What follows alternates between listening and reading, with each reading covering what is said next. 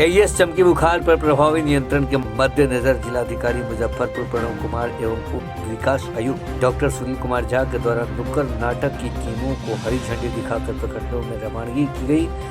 नुक्कड़ नाटक के माध्यम से सघन जागरूकता कार्यक्रम का आगाज जिला जनसंपर्क कार्यालय मुजफ्फरपुर के द्वारा किया गया।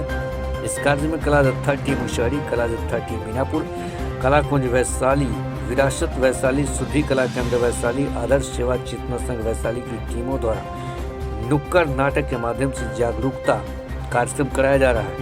मौके पर उपस्थित जिला अधिकारी प्रणव कुमार ने कहा कि विगत कुछ वर्षों में से मुजफ्फरपुर और उसके आसपास के जिले एईएस चमकी बुखार से प्रभावित होते जा रहे हैं। इस पर प्रभावी नियंत्रण के मद्देनजर विस्तृत कार्य योजना बनाई गई है। उक्त योजना के आलोक में गठित विभिन्न समितियों अपने अपने कर्तव्यों का निर्वहन प्रभावी तरीके से करेंगे। फैशनेबल दिखना हर किसी का हक है। अगर आप भी ऐसा ही सोचती हैं, तो चले आइए द रॉयल फैशन, जहां आपको मिलता है खूबसूरत लेडीज गारमेंट्स का beautiful collection. The Royal Fashion, a beautiful collection of ladies garments and boutique. UB Tower, ground floor, Saraiyaganj Muzaffarpur, या कॉल करें 8210196723। The Royal Fashion, क्योंकि फैशनेबल दिखना हर किसी का हक है। रोकथाम को लेकर के किस तरह की पहल जो है वो शुरू की जाए, थोड़ा सा मुझे। चमकी के रोग की रोकथाम के लिए हर एक पंचायत में, खासकर वैसे टोले जहाँ पे इसका प्रिवेलेंस ज़्यादा होता है, वहाँ पर नुक्कड़ नाटक के माध्यम से हम लोग जन जागरूकता अभियान चला रहे हैं। और उसी के क्रम में यहाँ नुक्कड़ नाटक का प्रदर्शन हुआ और विभिन्न गाड़ियों के माध्यम से टीमें यहाँ से रवाना की जा रही हैं, जिनके द्वारा चमकी से बुखार की रोकथाम, यदि इस तरह के बुखार के लक्षण आते हैं तो किस तरह से हमको रिएक्ट करना है लोगों को, उसके बारे में पूरी जानकारी दी जा रही है। और बड़े ही आकर्षक और मनोरंजक तरीके से ये जानकारी दी जा रही है। तो निश्चित रूप से ग्रामीण क्षेत्रों में काफ़ी इसका महत्व है और लोग इससे आकर्षित होकर के चमकी बुखार के सभी लक्षण और रोकथाम के उपाय को समझेंगे, सीखेंगे। और हम लोग आश्वस्त हैं कि जिस तरह से प्रचार प्रसार कराया जा रहा है, सभी लोगों को जानकारी होगी और कोई भी छोटे से भी लक्षण पर तुरंत उन्हें प्राथमिक स्वास्थ्य केंद्र पर और फिर उच्चतर स्वास्थ्य केंद्र पे आना है, इसकी जानकारी पूरी तरीके से दी जा रही है। तो इस तरह के जन जागरूकता अभियान के माध्यम से हम लोगों का लक्ष्य है कि मुजफ्फरपुर ज़िले के सभी टोलों में, सभी गांव के लोगों के बीच अभियान पूरा चलाया जाए, लोगों को जानकारी हो। जानकारी ही बचाव है और सम्मिलित रूप से हम लोग एईएस से निश्चित रूप से हम लोग फाइट करने में सक्षम हैं। कुछ गांवों को पिछले वर्ष गोद भी लिया गया था अधिकारियों के द्वारा, क्या इस बार भी उस तरह की पहल चालू रहेगी? प्रत्येक पंचायत को एक एक पदाधिकारी के जिम्मे दिया जा रहा है, जिनके माध्यम से गांव में जन जागरूकता अभियान उनके माध्यम से भी चलाया जाएगा। एक्चुअली ये वन फोल्ड सिस्टम नहीं है, बल्कि मल्टी फोल्ड सिस्टम से हम लोग प्रयास कर रहे हैं कि जन जागरूकता अभियान चलाया जाएंगे। ये एक नुक्कड़ नाटक हुआ, इसके अतिरिक्त रैलियाँ निकाली जाएंगी। प्रत्येक पंचायत को एक एक पदाधिकारी के जिम्मे दिया जाएगा, जो कि सैटरडेज़ को या दिन फिक्स करके वहाँ जाएंगे और वहाँ जन जागरूकता अभियान चलाएंगे। और इसके अतिरिक्त भी कई तरह की व्यवस्थाएं सुनिश्चित की जाएंगी, जिसके माध्यम से लोगों को बीच पूरी तरह से जागरूकता जाए और हम लोग इसको बिल्कुल सफलतापूर्वक फाइट कर पाएंगे। हम लोगों का उद्देश्य है और लक्ष्य है, हम लोग बात करेंगे।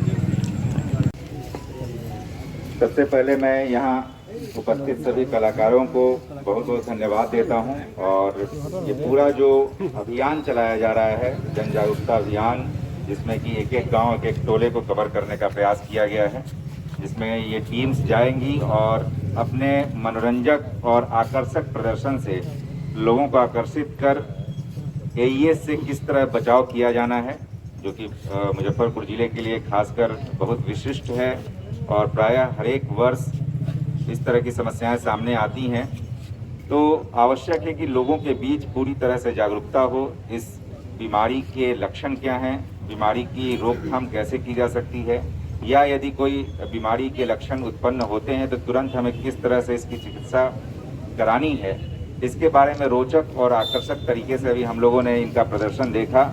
और निश्चित रूप से ये आकर्षक प्रदर्शन है और गाँव के लोग जहाँ पे जागरूकता का थोड़ा भी अभाव यदि है, तो इस तरह के कार्यक्रमों के माध्यम से, इस तरह के आयोजनों के माध्यम से निश्चित रूप से प्रत्येक व्यक्ति एईएस के लक्षण, इसके रोकथाम के उपाय, लक्षण उपस्थित होने पर किस तरह से हमें रिएक्ट करना है, कहाँ सबसे पहले बच्चे को लेकर जाना है, इसके बारे में पूरी जानकारी विस्तार से दी जा रही है। और न सिर्फ AES बल्कि जो सरकार के विभिन्न अवयव हैं, विभिन्न विभाग हैं, जिनके माध्यम से बच्चों के लिए विशेष रूप से विभिन्न योजनाएं चलाई जा रही हैं, चाहे वो स्कूल के माध्यम से हो, MDM हो, या फिर आंगनबाड़ी केंद्र के अंतर्गत पोषाहार की व्यवस्था हो, सारी बातें बताई जा रही हैं। तो हम उम्मीद करते हैं कि इस जन जागरूकता आज रथ जा रहा है, इसके माध्यम से जो हमारे कलाकार जा रहे हैं, विभिन्न स्थानों पर प्रदर्शन करेंगे, तो निश्चित रूप से बहुत व्यापक एक जन आंदोलन होगा, लोगों के बीच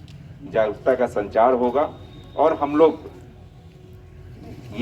बिल्कुल आश्वस्त हैं कि इस तरह के प्रचार प्रसार से लोगों के बीच बेहतर जागरूकता आएगी और हर तरह के प्रकरण इस तरह के जो भी उपस्थित होंगे सामने आएंगे, उससे बेहतर तरीके से हम लोग फाइट कर पाएंगे।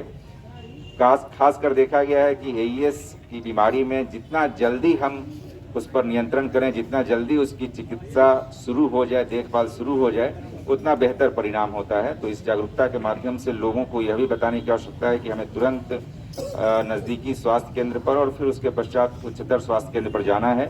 और इसके लिए सरकार की तरफ से पूरी व्यवस्था है। एम्बुलेंस न होने पर कोई भी वाहन जो भी मिलेगा उसका वहन, उसके किराए का वहन सरकार के द्वारा किया जाना है। तो हम लोग आश्वस्त हैं कि काफ़ी बेहतर तरीके से ये प्रचार प्रसार होगा और लोगों के बीच जागरूकता का संचार होगा। मैं इस पूरे अभियान की सफलता के लिए अपनी शुभकामनाएं व्यक्त करता हूं। बहुत बहुत धन्यवाद। क्या हो रहा है? ओ चच्चा, हमरा बउआ के भूत धरला यो चच्चा, दांत में झमाई थाई।